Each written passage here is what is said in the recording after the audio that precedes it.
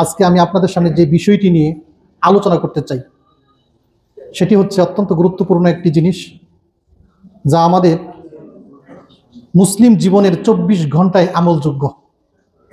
24 ঘন্টায় আমল করতে পারবেন এমন একটি বিষয় আজকে আপনাদের সামনে উপস্থাপন করব। সেটি হচ্ছে তাওয়াক্কালতু আলাল্লাহ, আল্লাহর উপর ভরসা, আল্লাহ তাআলার উপর নির্ভরতা। আল্লাহ সুবহানাহু ওয়া তাআলা যেন এই বিষয়টির উপর কোরআন এবং সুন্নাহর আলোকে আলোচনা করার, আপনাদেরকে শোনার, আমাকে বোঝানোর, আপনাদেরকে বোঝার এবং জীবনে বাস্তবায়ন করার তৌফিক দান করেন, বলেন আমিন। আমা তাওফীকি ইল্লা বিল্লাহ ওয়া ইলাইহি উনীব। আল্লাহ তাআলার উপর ভরসা বা তাওয়াক্কুল, এটা কতটুকু গুরুত্বপূর্ণ। সকাল থেকে সন্ধ্যা, সন্ধ্যা থেকে সকাল, 24 ঘন্টা যে কোনো সময় আমরা সুস্থ থাকি, অসুস্থ থাকি, নিরাপদে থাকি আর বিপদে থাকি, যেভাবেই থাকি না কেন, একমাত্র শুধুমাত্র ভরসা করতে হবে কার উপর? আল্লাহর উপর ভরসা করতে হবে। এবং কম না বেশি না, সম্পূর্ণরূপে আল্লাহ তাআলার উপর ভরসা করতে হবে।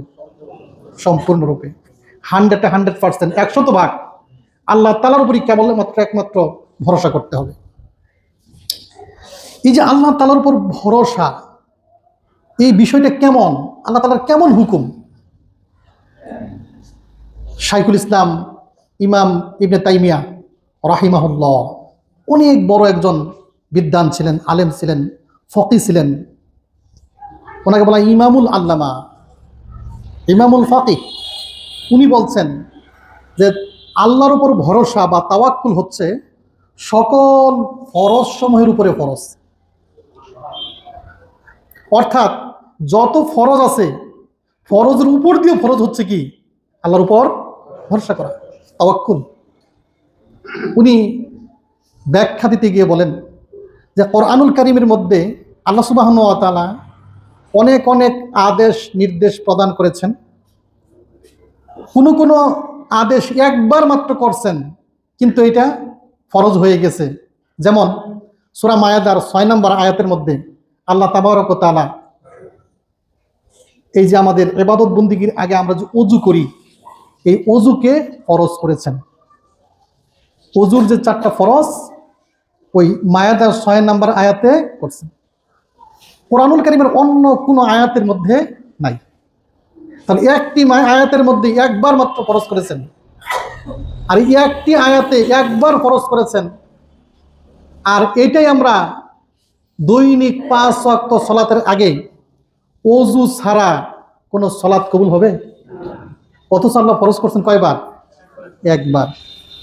অথচ আল্লাহ সুবহানাহু ওয়া তাআলা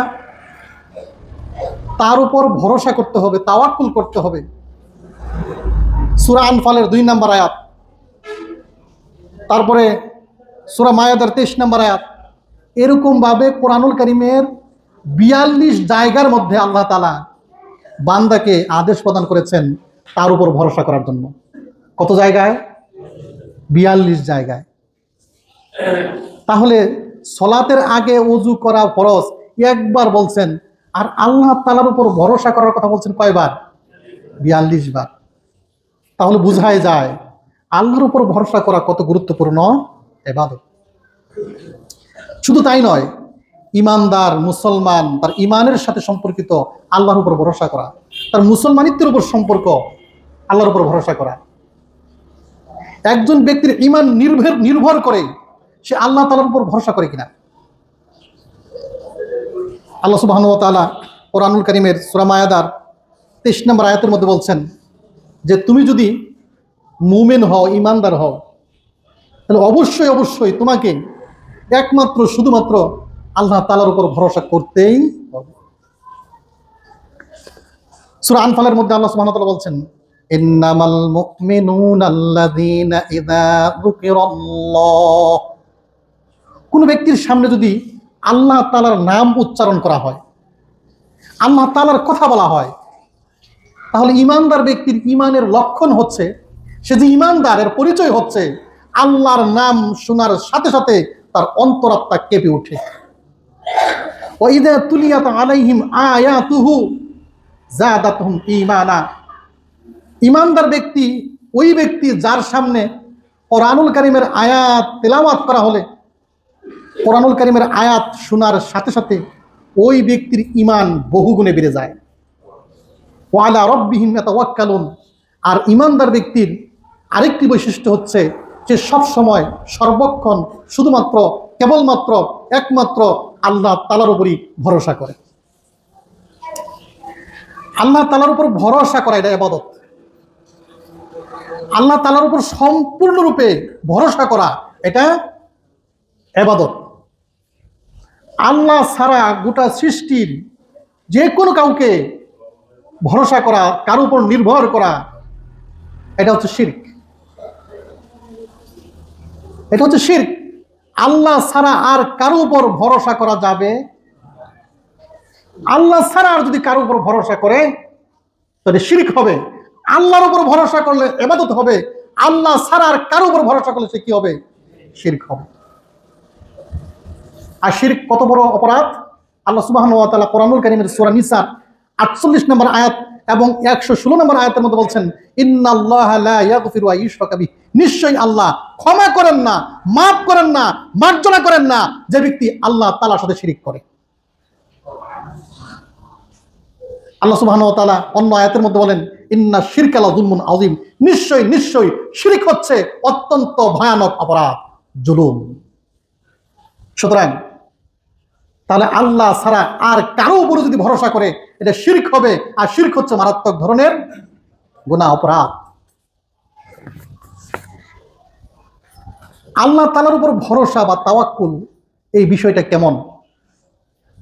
তাওয়াক্কুলের সংজ্ঞাটা কেমন? যুগে যুগে অনেক বিদ্বানগণ, জ্ঞানী এবং প্রজ্ঞাসম্পন্ন ব্যক্তিগণ তাওয়াক্কুলের বিভিন্ন রকম সংজ্ঞা দিয়েছেন। তন্মধ্যে সবচেয়ে উল্লেখযোগ্য একটি সংজ্ঞা দিয়েছেন গত 20 শতাব্দীর শ্রেষ্ঠতম ফকিহ সালেহ আল উসাইমিন, শাইখ সালেহ আল উসাইমিন। তিনি বলেছেন, খুব ভালো করে খেয়াল করবেন, জটিলতা আছে একটু বোঝার মধ্যে। তিনি বলছেন যে কোনো মুসলমান, কোনো বান্দা কল্যাণ পাওয়ার জন্য বা অকল্যাণ থেকে দূরে থাকার জন্য, অর্থাৎ ভালো কিছু অর্জন করার জন্য আর মন্দ কিছু থেকে দূরে থাকার জন্য সম্পূর্ণরূপে ভরসা করবে আল্লাহ তাআলার উপর।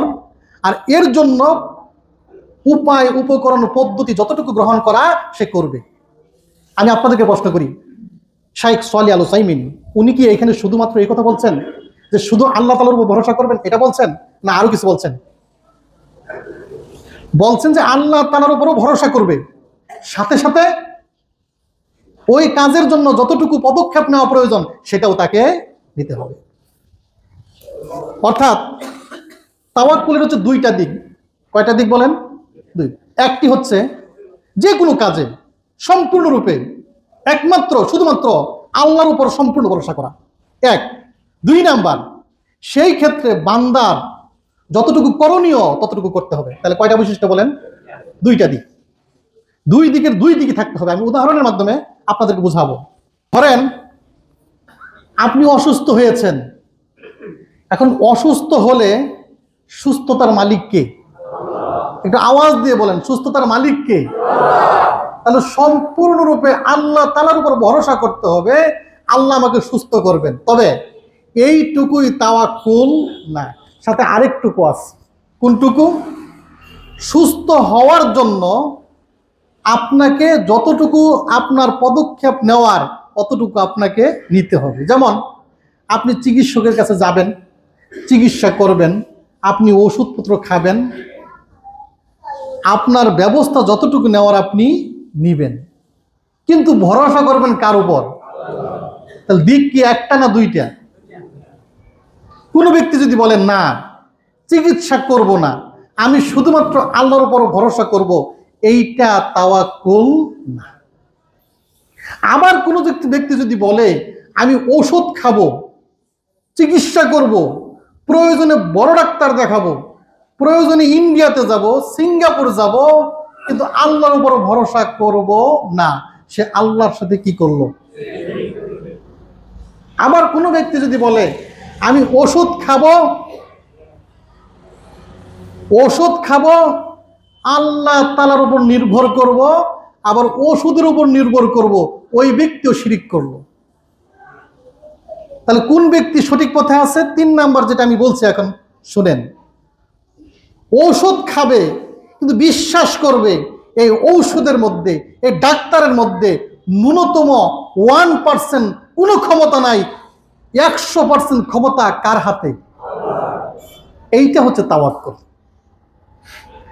আপনার বাজারে দোকান আছে, দোকান করে রাত 12টার সময় আপনি দোকান বন্ধ করে চলে আসবেন, চোর ডাকাত আছে, ডাকাতি করতে পারে, চুরি করতে পারে, এই জন্য আপনার হাতে থাকা আপনার যে তালাটা, এই তালাটা সুন্দর করে বন্ধ করে, অর্থাৎ আপনার পক্ষে যতটুকু সেফটি সিকিউরিটি নিয়ে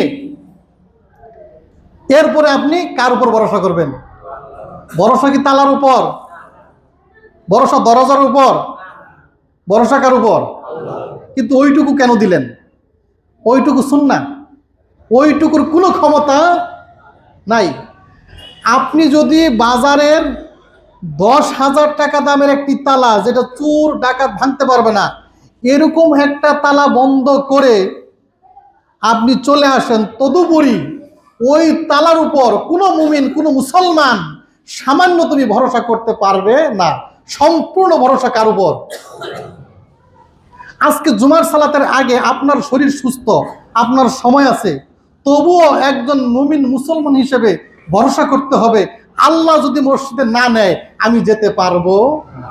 আমি খুতবা দিতে এসেছি, যথেষ্ট পড়াশোনা করে এসেছি, তারপরেও এই পড়াশোনার উপর, এই ইলমের উপর, এই গবেষণার উপর সামান্য পরিমাণ ভরসা করা যাবে না। সম্পূর্ণ ভরসা কার উপর করতে হবে? তার ভরসা মাত্রই আল্লাহর উপর। আপনার ওই দোকানে তালা দেওয়ার পর, আপনার বাড়িতে তালা দেওয়ার পর, আপনি ওইখান থেকে যখন তালা দিয়ে চলে আসছেন, আপনি সঙ্গে সঙ্গে পড়বেন তাওয়াক্কালতু আলাল্লাহ লা হাওলা ওয়ালা কুওয়াতা ইল্লা বিল্লাহ।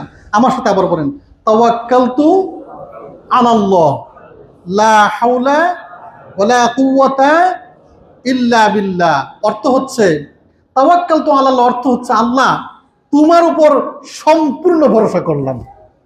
লা হাওলা, কোনো নিরাপত্তা নাই, কোনো আশ্রয় নাই, ওলা কুওয়াতা, কোনো শক্তিই নাই, ইল্লা বিল্লাহ, তুমি ছাড়া। এই কথা বলে যদি আপনি চলে আসেন, এইখানে এই হাদিসে বলা হয়েছে ওই ব্যক্তির জন্য এইটা যথেষ্ট হয়ে গেল। ওই ব্যক্তিকে নিরাপত্তা দেওয়া হলো, ওই ব্যক্তিকে শয়তান থেকে হেফাজত করা হলো। আপনার কাছে যতটুকু আছে ততটুকু আপনি ব্যবহার করবেন। মাঝে মাঝে হুন্ডা নিয়ে যাই বিভিন্ন জায়গায়, লক শুধু গাড় লকটা থাকে, চাকার লকটা থাকে না। গাড় লক কোনো বিষয় না, এটা যে কেউ সরাইতে পারে। কিন্তু আমার কথা হচ্ছে কোনো এক জায়গায় গাড়ি এমন এক জায়গায় রাখতে হয়, ওইখান থেকে আরেক জায়গায় যেতেই হয়, এর চেয়ে বেশি সেফটি দেওয়া যায় না। আমি গাড় লক দিয়েই চিন্তা করব আল্লাহ আমার পক্ষে এর চেয়ে বেশি সেফটি সিকিউরিটি দেওয়া সম্ভব নয়। বাকিরা কার উপর? তার মানে ভরসা সম্পূর্ণরূপে কার উপর? আমি যে গাড় লকটা করলাম এটা জাস্ট একটা নিয়ম, একটা পদ্ধতি, একটা সুন্নাহ, আর কিছুই। আমার গাড় লক কেন, চাকার লক, আরেক চাকার লক, এটাকে যদি 36টা লক দিয়েও বাঁধি, তার উপরও ভরসা করতে হবে কার উপর? কথা কি বুঝাইতে পারছে কিনা? তারপরও ভরসা কার উপর? আল্লাহর উপর। সুতরাং এই হচ্ছে তাওয়াক্কুল। ওমর রাদিয়াল্লাহু তাআলা আনহু বলেন, তিরমিজির হাদিস, যে পাখিরা সকালবেলা উড়ে যায়, পাখিরা সকালবেলা উড়ে যায়, পাখিরা সকালবেলা উড়ে যায় খালি পেটে, ভরসা কার উপর করে? পাখির কোনো চাকরি আছে? ব্যবসা আছে? আপনার মতো দোকান আছে? পাখির তো কিচ্ছু নেই, খালি পেটে পাখি ওই গাছের বাসা থেকে উড়ে যায়। আর সন্ধ্যাবেলা পাখি ভর পেট হয়ে ফিরে আসে। এই রিজিক কে দেয়? এর কারণ কি জানেন? পাখিরা সম্পূর্ণরূপে 100-তে 100 ভাগ নির্ভর করে কার উপর? আল্লাহ নবী বলেন, মানুষ যদি ওই পাখির মতো আল্লাহ তাআলার প্রতি 100-তে 100 ভাগ নির্ভর করত, ভরসা করত, মানুষকেও আল্লাহ গায়েবী থেকে রিজিক দান করত। এবার প্রশ্ন হচ্ছে, পাখিকে রিজিক দিল কে? আল্লাহ দিয়েছেন, গায়েবী থেকে দিয়েছেন, আল্লাহ ব্যবস্থা করে দিয়েছেন। কিন্তু পাখি কি সেই জন্য গাছে বসে আছে, না গাছ থেকে রওনা দিয়েছে? তার মানে সুন্নাহ হচ্ছে তোমাকে আল্লাহ রিজিক দিবেন। তোমাকে কে রিজিক দিবেন? আল্লাহ রিজিক দিবেন। কিন্তু আল্লাহ তোমাকে বসায় বসায় রিজিক দিবে না, রিজিক খোঁজার জন্য তোমাকে বের হতে হবে। যেমন পাখিকে আল্লাহ রিজিক দিয়েছে, পাখি তো গাছে বসে থাকে নাই, পাখি গাছ থেকে কি হয়ে গেছে? বের হয়ে গেছে খাবারের সন্ধানে।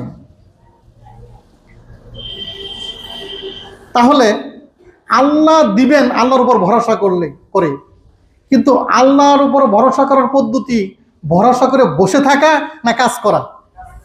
বলেন, বসে থাকা না, কাজ যতটুকু সম্ভব আপনার পক্ষে ততটুকু কাজ করা। একটু এখানে এসে বলেন।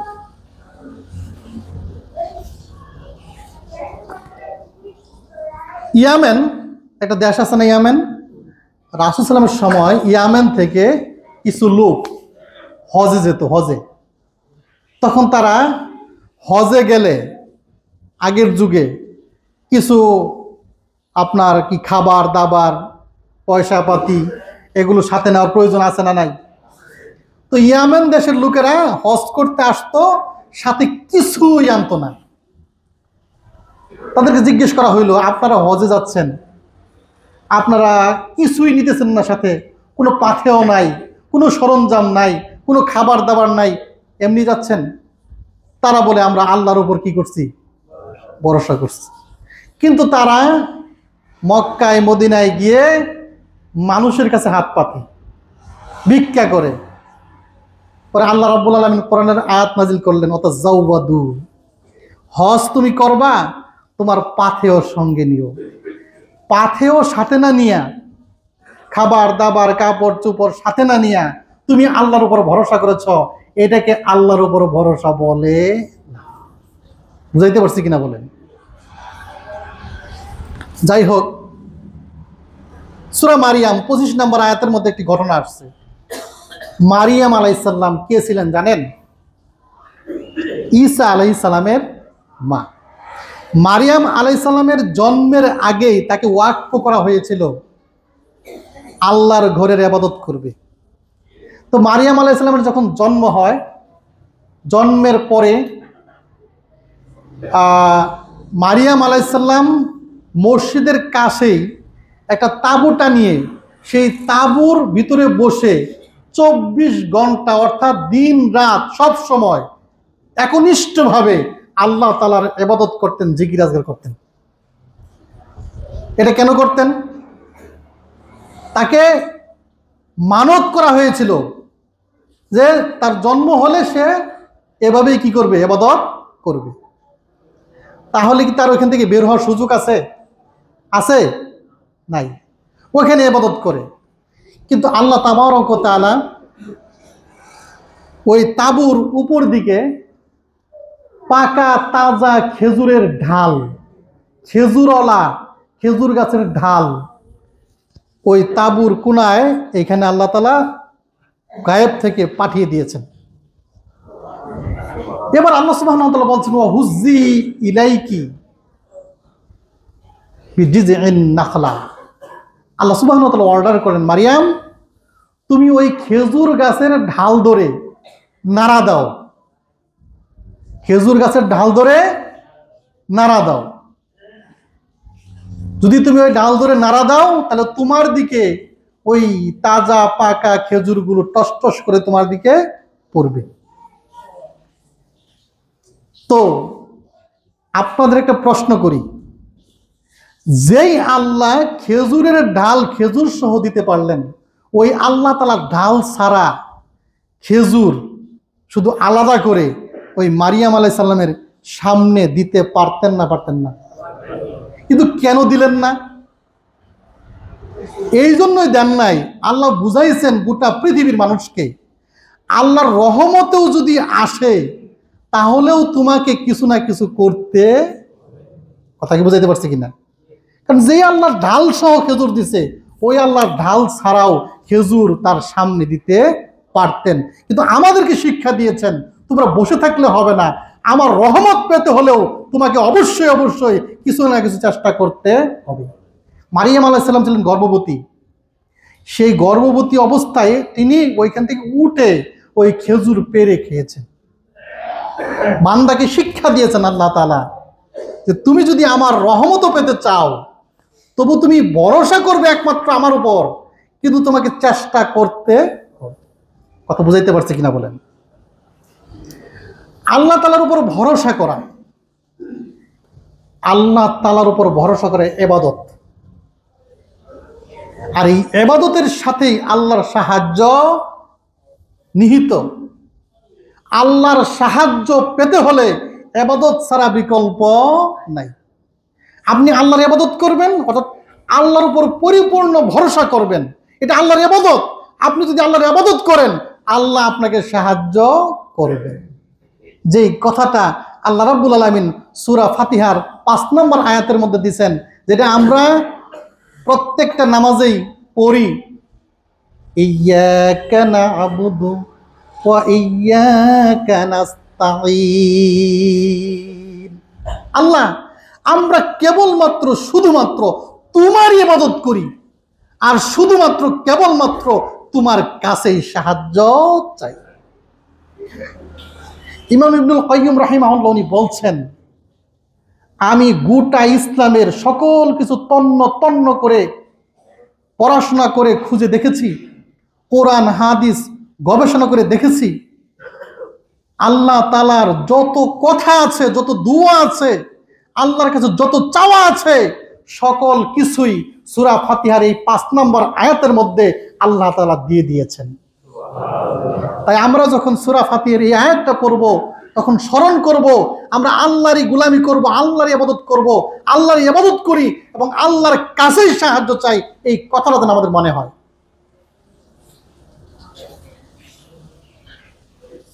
এখন আপনি এমন এক পরিস্থিতির মধ্যে আছেন, যে পরিস্থিতির মধ্যে আপনার করণীয় কিছু নাই, হতে পারে না? এরকম পারে না? পারে না? আমি এতক্ষণ বললাম আপনি আল্লাহর উপর ভরসা করবেন, আপনার করণীয়টুকু করবেন, তাই না? কিন্তু এমনও তো হতে পারে এমন এক পরিস্থিতির মধ্যে পড়ছেন, যেই পরিস্থিতিতে আপনার করণীয় কিছুই নাই।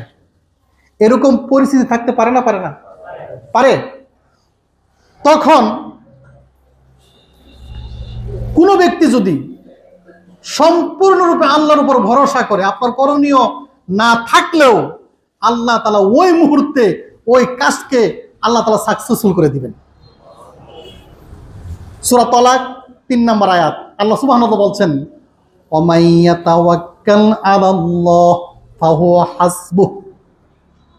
কোন ব্যক্তি যদি আল্লাহ তাআলার প্রতি সম্পূর্ণরূপে পূর্ণরূপে ভরসা করতে পারে, ভরসা করার মতো ভরসা করতে পারে, আল্লাহ তাআলাই তার জন্য যথেষ্ট। আল্লাহ তাআলাই তার জন্য যথেষ্ট।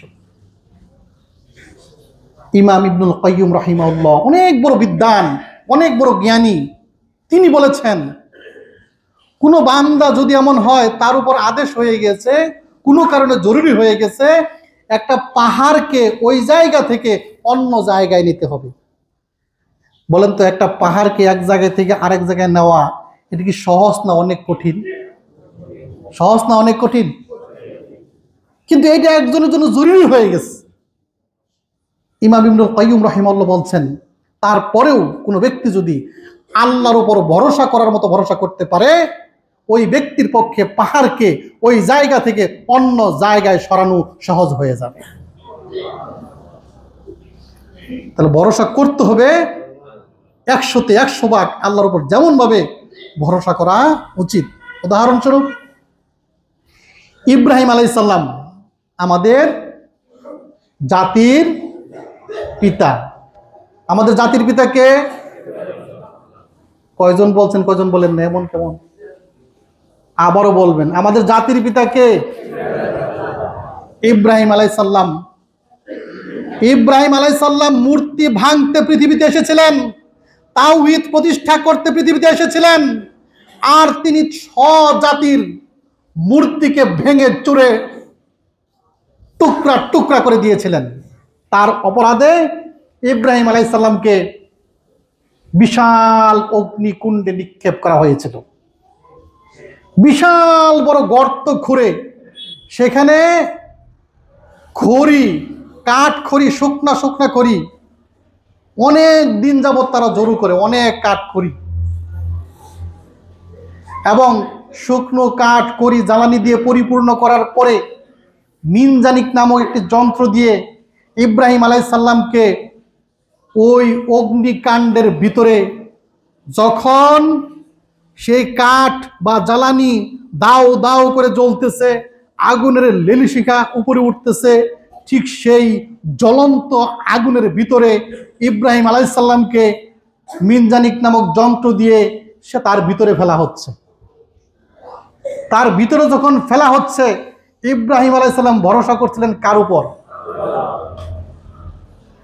ইব্রাহিম আলাইহিস সালাম বলছিলেন হাসবুনাল্লাহ। এমন পরিস্থিতিতে পৃথিবীর আর কারো দরকার নাই, আল্লাহ আমার জন্য যথেষ্ট। হাসবুনাল্লাহ ওয়া নি'মাল ওয়াকিল, আল্লাহ আমার অভিভাবক, আল্লাহ সব দেখবেন। এই বাণী ছিল কার? ইব্রাহিম আলাইহিস সালামের। আর ভরসা তো আল্লাহর উপরই করবেন, পৃথিবীর আর কারো উপর ভরসা করে লাভ নেই, পৃথিবীর কারো উপর ভরসা করে লাভ নেই। আপনি অভাবী হয়েছেন, ভরসা করবেন আল্লাহর উপর, কারণ আল্লাহ তো ধনী, আল্লাহ তো গণী, আল্লাহর তো অভাব নেই, আল্লাহ আপনাকে দিবেন, আল্লাহর কোনো অভাব নেই। এই জন্য আপনার অভাব আছে, আপনার অনটন আছে, আপনার প্রয়োজন আছে, আপনি একমাত্র শুধুমাত্র ভরসা করবেন কার উপর? আর আল্লাহ তো এমন সত্তা, লা ইলাহা ইল্লা হুয়াল হাইয়ুল কাইয়ুম, যিনি ছাড়া কোনো মাবুদ নেই, তিনি চিরঞ্জীব, চিরস্থায়ী, লা তাকুদহু সিনাতু ওয়ালা নাউম। আর আল্লাহ তো ওই সত্তা যিনি 24 ঘন্টার কোনো এক সেকেন্ডের জন্য, এক মুহূর্তের জন্য ঘুমান না। শুধু ঘুমান না, ঘুমের তন্দ্রা যেটা আছে, ঘুমের ভাব, সেই তন্দ্রাও তিনি গ্রহণ করেন না। সর্বক্ষণ জেগে আছেন, সর্বক্ষণ জেগে আছেন আমার আপনার জন্য। আমরা তো ওই আল্লাহর কাছে চাইবো, ওই আল্লাহর কাছে ভরসা করব। ইব্রাহিম আলাইহিস সালাম যখন আল্লাহর উপর ভরসা করলেন, আল্লাহ দেখছেন না, দেখেন নাই? আল্লাহ ঘোষণা করে দিলেন, ইয়া নারু কুনি বারদাও সালামুন আলা ইব্রাহিম, হে আগুন ইব্রাহিম আলাইহিস সালামের মতো, ইব্রাহিম আলাইহিস সালামের জন্য এমন হয়ে যাও, একবারে ঠান্ডাও না, একবারে গরমও না, আরামদায়ক হয়ে যাও। আল্লাহু আকবার। আল্লাহর উপর যদি কেউ ভরসা করতে পারে ভরসা করার মতো, তার প্রমাণ মুসলিম শরীফের হাদিস। রাসূল করিম সাল্লাল্লাহু আলাইহি ওয়াসাল্লাম সাহাবায়ে কেরাম নিয়ে যাচ্ছিলেন, পথিমধ্যে গরম, অনেক গরম, পথিমধ্যে কিছু গাছপালা পেলেন। রাসূল সাল্লাল্লাহু আলাইহি ওয়াসাল্লাম একটি গাছের নিচে বিশ্রাম নিলেন, তরবারিটা এক জায়গায় ঝুলিয়ে আল্লাহর নবী সাল্লাল্লাহু আলাইহি ওয়াসাল্লাম বিশ্রাম নিলেন, একটু ঘুমাইলেন।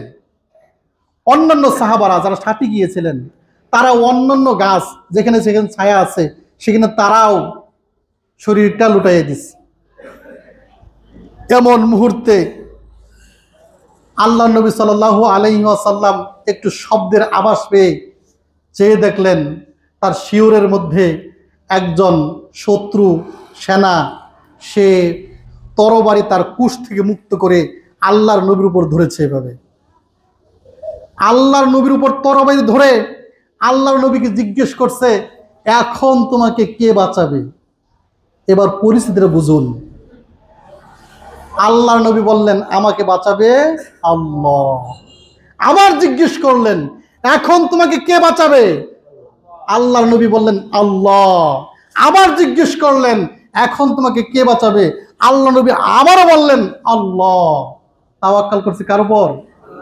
সঙ্গে সঙ্গে ওই ব্যক্তির হাত থেকে তরবারি পড়ে যায়, সে সামনে সারেন্ডার করে। কার উপর ভরসার কারণে? আল্লাহর উপর ভরসার কারণে। সম্মানিত উপস্থিতি, আল্লাহর উপর ভরসা কেমন ছিল সাহাবায়ে কেরামের একটি উদাহরণ দিই আপনাদেরকে। উহুদ যুদ্ধের সময়, উহুদ যুদ্ধের আগে প্রস্তুতি নিচ্ছে মুসলিম সেনাবাহিনী।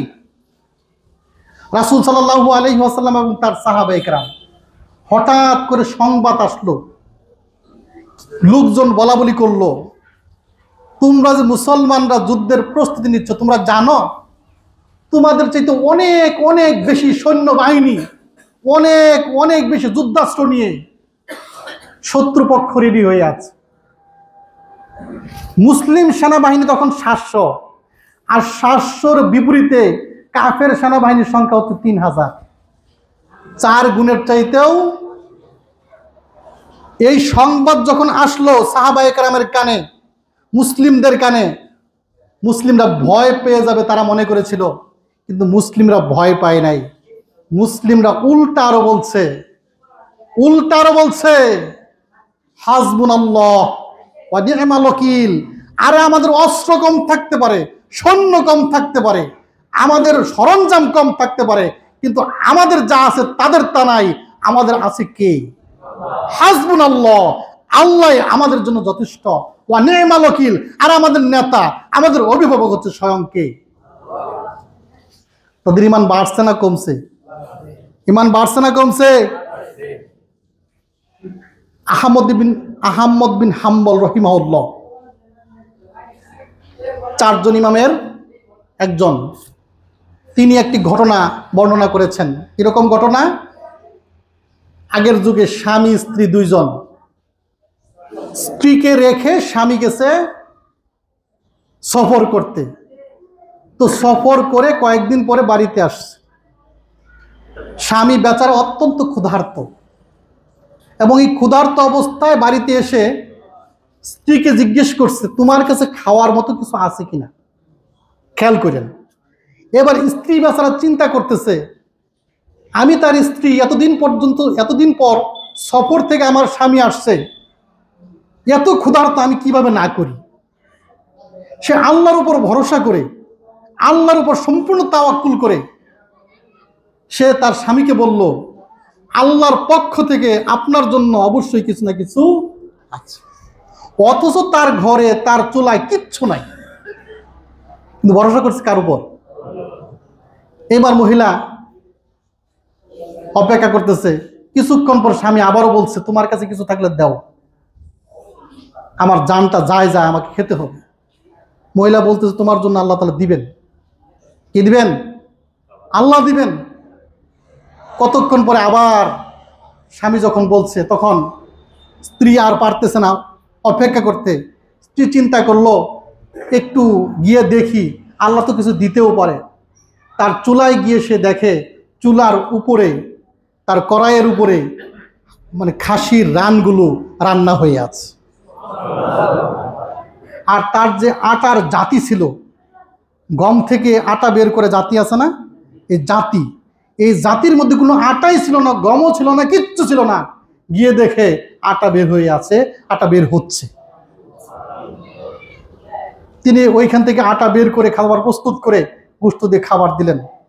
বর্ণনাকারী বলছে, যদি সেখানে তিনি একদম পুরোটা পরিষ্কার না করতেন, উপর থেকে নিয়ে আসতেন, কিন্তু পুরোটা যদি না নিয়ে আসতেন এবং মুছে যদি না নিয়ে আসতেন, কিয়ামত পর্যন্ত ওইখান থেকে আটা বের হতো। ভরসা করতে হবে কার উপর? আল্লাহর উপর। আমরা কিছু একটা হলেই আল্লাহর উপর ভরসা না করে আমরা কুফরি এবং শিরকের দিকে চাই। এই মেসেজটা আমি দেওয়ার জন্য এতটুকু আলোচনা করতেছি, ভালো করে মেসেজটা শুনবেন। আমি আমার স্ত্রীকে নিয়ে একবার এক জায়গায় গেলাম, মানে আমি থাকতাম আমার স্ত্রীকে নিয়ে বাগদা একটা বাসায়। আমার স্ত্রীর অত্যন্ত দাঁত ব্যথা। তখন দাঁত ব্যথা হলে দাঁতের থেকে পোকা ফালায় না? ফালাই কিনা সত্য মিথ্যা জানি না, পোকা ফালায় শুনছি। তো এত ব্যথা, একজন খবর দিল, ওই বিদ্যানন্দই তো ওইখানে এক বাড়িতে একজন কবিরাজ আছে, সে দাঁতের চিকিৎসা করে পোকা ফালাই দিব, ব্যথা ভালো হয়ে যাবে। দিকপাশ চিন্তা না করে আমি হুন্ডা দিয়ে তাকে নিয়ে চলে গেলাম। যাওয়ার পরে আমার স্ত্রী আবার আহলে হাদিস ঘরানার সন্তান এবং অনেক ভালো ফ্যামিলির সন্তান। ওনারা আগাগোড়া বংশানুক্রমেই এই তাওহীদ শিরক সম্পর্কে ওনাদের জ্ঞান আছে আলহামদুলিল্লাহ। তো ওই যে আপনাদের ওনার নানার বাড়ি হচ্ছে আপনার এই যে কাতলাসা মাদ্রাসার ভাইস প্রিন্সিপাল ছিল ইউসুফ আলী খান, তাই না? ওনার বাড়ি হচ্ছে ওনার নানার বাড়ি। দেখ, যেটা বলছিলাম, যাওয়ার পরে আমার ওয়াইফ যখন দেখছে যে মহিলাটা অপরিষ্কার অপরিচ্ছন্ন, মহিলার বাড়িতে যে অবস্থা, তাতে কোনো মুমিন মুসলমান এভাবে থাকতে পারে? মহিলাটা বাহির দিয়ে গেছে কোনো কিছু তুলতে, তখন সে আজ করতে পারছে যে এইখানে অবশ্যই অবশ্যই কোনো কুপুরি শিরকি থাকতে পারে। ওনার দাঁতে প্রচণ্ড ব্যথা, কিন্তু আমার বলার প্রয়োজন হয় নাই। উনি বলছেন আমি দাঁতে প্রচণ্ড ব্যথা সহ্য করতে পারবো, কিন্তু ওনার কাছ থেকে কোনো সেবা নিতে পারবো না। আজকে মহিলারা একটু সমস্যা হইলেই ওই যে বাইপাস কি একজন আছে, মানত করলে 5 জুমা পড়লে রোগ ভালো হয়ে যায়, কোনো আলেমকে জিজ্ঞেস করে না, কোনো শায়েখকে জিজ্ঞেস করে না, নিজের বুদ্ধিতে ওখানে চলে যায়। এটাকে আল্লাহর ভরসা বলে? আপনার কিছু একটা হলেই শরীরে তাবিজ দিয়ে দেয়। আমরা আহলে হাদিস আলেমরা এত এত আলোচনা করি, এত এত বয়ান করি, এরপরেও শরীরে তাবিজ দেয়। যে ব্যক্তি শরীরে তাবিজ ব্যবহার করলো, সে কি আল্লাহর উপর ভরসা করলো? আর আল্লাহর নবী বলছেন যে যেটা ঝুলাইলো তাকে ওই দিকে সমর্পিত করা হলো, সে আল্লাহর উপর সমর্পণ হলো না। তাবিজ দেওয়া অবস্থায় আপনার ইবাদত বন্দিগি আল্লাহর দরবারে কবুল হবে? আর এই ইবাদত বন্দিগি তো পরের আলাপ। মান আল্লাহকা তামিমাতান ফাকাদ আশরাক, যে তাবিজ ধারণ করলো সে আল্লাহর সাথে শিরিক করলো। আল্লাহ নবী সাল্লাল্লাহু আলাইহি ওয়াসাল্লাম তাবিজ দেওয়া অবস্থায় কোনো কাফেরকে মুসলমান বানাইতেন না। আপনার ঘটনা জানেন, আরো শুনছেন। 10 জন ব্যক্তি আল্লাহ নবীর কাছে ইসলাম ধর্ম গ্রহণ করতে গেছে। আল্লাহ নবী 9 জনকে কালেমা পড়াইছেন, একজনকে পড়ান নাই। ওই 9 জন আল্লাহ নবীর কাছে অভিযোগ উত্থাপন করলো, ইয়া রাসূলুল্লাহ, অত্যন্ত আশা করে সেই মদিনা থেকে মক্কায় এত কঠিন পরিস্থিতির মধ্যে গোপনে ইসলাম গ্রহণ করতে আসলাম। 9 জনকে ইসলাম আপনি গ্রহণ করাইলেন, একজনকে আপনি কালেমা পড়াইলেন না। আল্লাহ নবী বললেন সে মুসলমান হতে পারবে না, কারণ তার গায়ে তাবিজ আছে। শরীরে তাবিজ, পাথর, সুতা, রাবার, এরকম যত কিছু ধরনের আপনার কল্যাণের জন্য যারাই ঝুলাবে, এরাই এগুলোই তাবিজ। আর এগুলো থাকা অবস্থায় ইবাদত বন্দেগী কবুল হবে। আর অনেক অনেক কথা আছে। দোকানে যাবেন সকালবেলা, দোকানদার বলে কি, সকালবেলা আসছেন বাকি দেওয়া যাবে। আর বাকি আপনি দিবেন না সেটা ভিন্ন কথা, কিন্তু সকালবেলা প্রথম গায়ককে বাকি দেওয়া যাবে না, এইটা আপনাকে কে বলেছে? এটা তাওয়াক্কুলের বিপরীত, আল্লাহর উপর ভরসার বিপরীত। আপনি বাকি দিবেন না সেটা বলে দেন, সকালবেলা প্রথম গায়ক বাকি দেওয়া যাবে না, এইটা আপনাকে কে শিখাবো? পেঁচা ডাকলে কারো মৃত্যু হবে, কালো বিড়াল সামনে দিয়ে গেলে বিপদ আসবে, এরকম নানান ধরনের কুসংস্কার শিরিক আমাদের মধ্যে আছে না নাই? এই সকল কিছু আল্লাহর ওয়াস্তে ত্যাগ করে, পরিত্যাগ করে একমাত্র শুধুমাত্র ভরসা করতে হবে কার উপর? আল্লাহর উপর। আল্লাহ তাআলা সঠিকভাবে সঠিক নিয়মে আল্লাহর উপর তাওয়াক্কুল করে এই তাওহীদের চেতনায় আমাদেরকে জীবন ধারণ করার তৌফিক দান করুন। আমিন। ওয়া আখিরু দাওয়ানা আলহামদুলিল্লাহি রাব্বিল আলামিন।